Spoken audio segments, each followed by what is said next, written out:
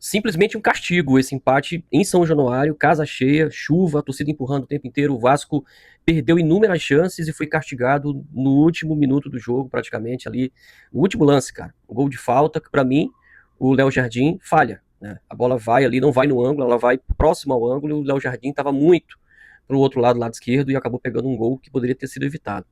Mas a verdade é que Diniz e São Januário, cara, eu acho que não tem sinergia, cara.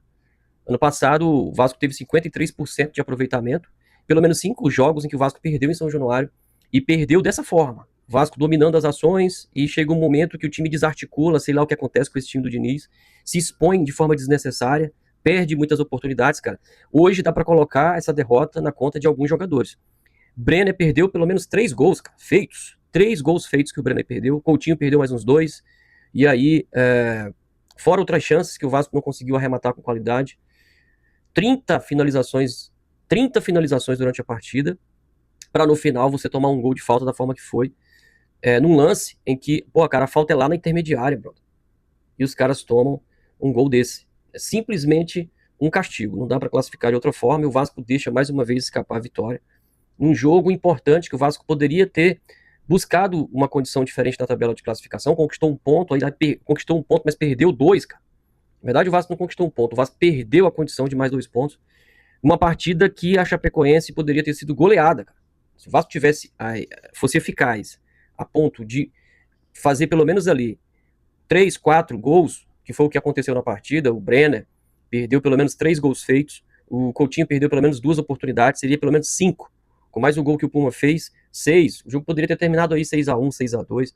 Mas falta para esse time do Diniz maturidade, cara. O time criou, no segundo tempo o Diniz demorou a mexer. Esse Hugo Moura, cara, entrou numa má vontade tão grande que ele não conseguia participar de nada. Nem recomposição o cara conseguiu fazer a ponto de ajudar a fazer um papel importante que o Thiago Mendes fez durante o jogo todo. Cansou, teve que sair, o Diniz teve que colocar um outro volante, colocou o Hugo Moura, cara.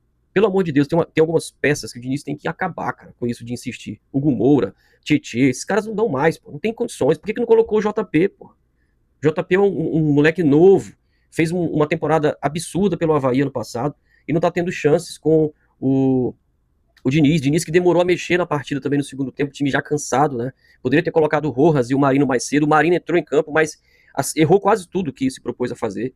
Muito precipitado, né? Não tinha ali a malícia de saber conduzir as jogadas, né?